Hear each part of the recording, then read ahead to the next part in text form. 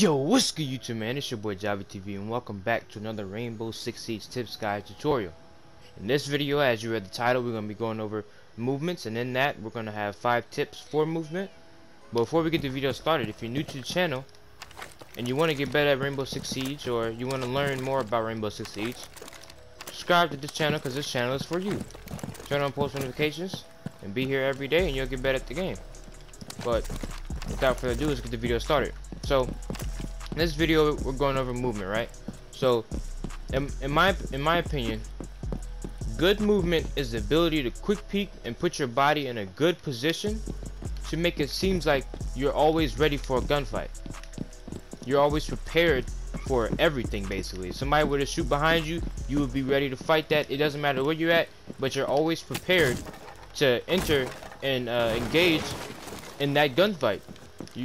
It's about that good positioning in gun skill when it comes to movement.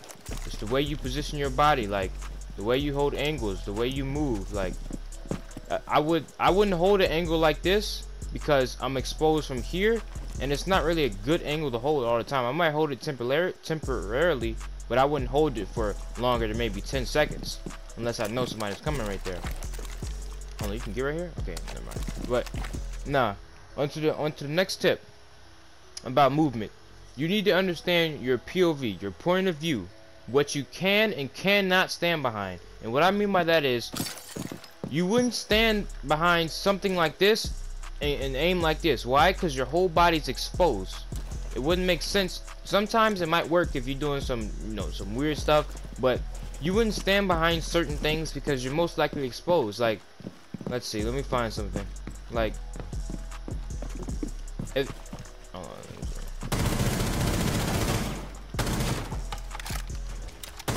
like if you're playing hookah, right? You wouldn't stand behind something like this and hold an angle.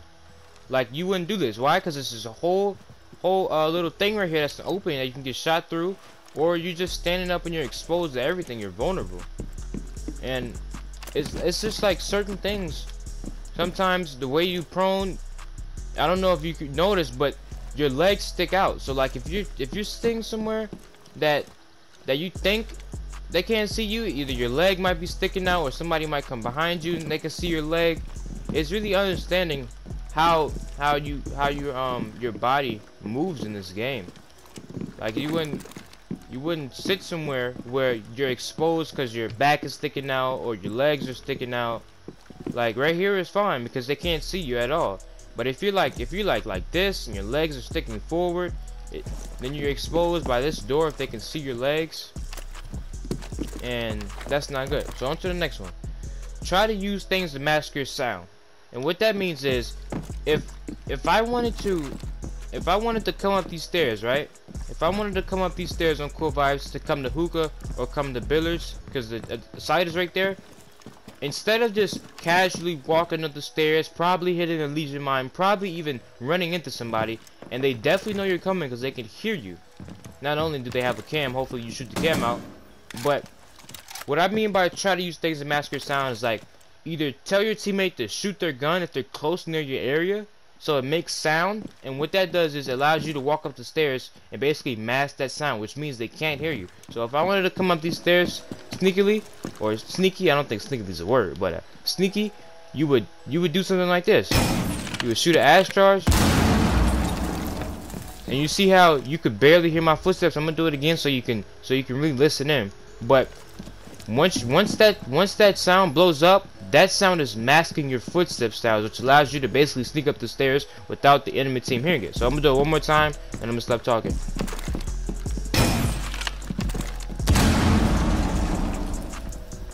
You see? You barely heard it. Alright, on to the next tip. You need to learn how to move while shooting.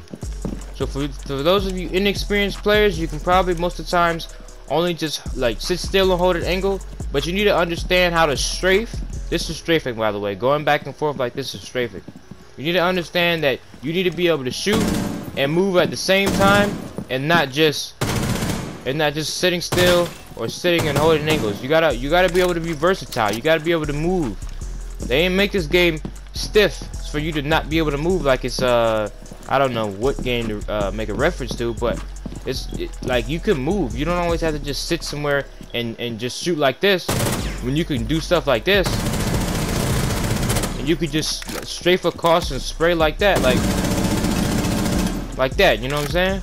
You need to be able to move and shoot at the same time. It's gonna really help you in the long run. Number 4, tip number 4. Stick. What the heck? Okay, number 4. Stick to a sensitivity for long term. I understand a lot of people tend to keep switching their sensitivities and looking for new ones. Just find one that you're comfortable with and stick to it, because every time you change your sensitivity, you have to get used to it, and that means you have to go through that whole process of getting used to your sensitivity again, right? So find a really good one that you like and you're comfortable with, and be consistent with it. Stop changing after every bad game or every loss.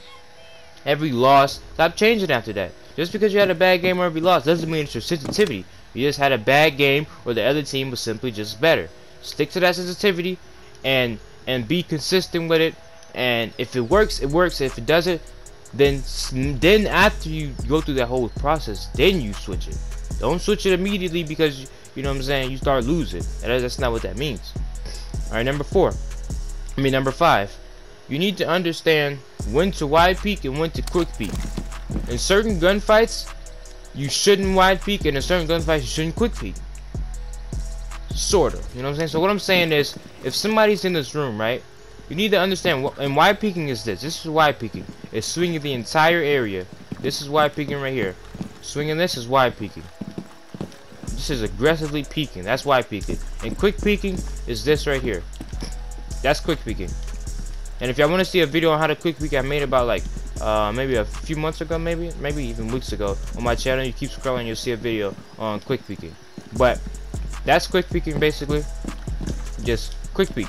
So you need to understand that in some gunfights you need to wide swing, because it basically, the enemy team won't expect it, and it makes them vulnerable. Let's say if I'm in this room, right, and I'm having a gunfight with you, and then I sprayed my whole clip and I barely hit you, and now I ended up here, right? I'm ended up here and I'm reloading. Once you find out that they're done shooting, that's when you wide peek and swing that mug. Don't quick peek it, because you already know where he's at. You just had a whole gunfight with him. You wide swing. You just swing him, and then you just blast him, basically, because now he's vulnerable and he's reloading his gun and he's not ready for a gunfight. That's when you were to wide swing. When you were to quick peek is when you don't have a drone and you don't have intel and you don't really know what's going on. So if somebody was in the hallway and I didn't want to just swing it, because I would make myself vulnerable to multiple positions and gunfights I'm not ready for. Let's say if somebody was prone here, somebody was holding the door right here, but first I would have to swing this and swing that and swing that. I wouldn't be ready for it. So this is quick peeking right here. I would quick peek it just like that, and if I saw something, then I would come back and pre-fire it, and that will basically make me more prepared than I was before. I was just swinging it, right? So quick peeking is really a necessity, low key, to have in this game when you don't have drones or information, because it allows you to not instantly get capped when you just wide swing, because you don't know what's going on. You don't always have to swing the whole thing like this.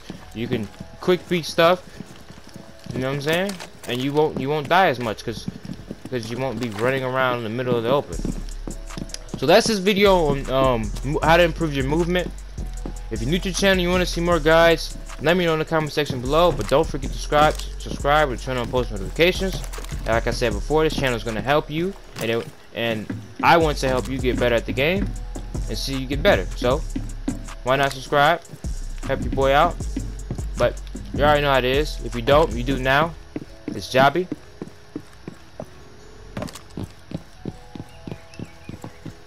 And I'm out. I like my bitches red bone, ass fat, jello, light skin, yellow.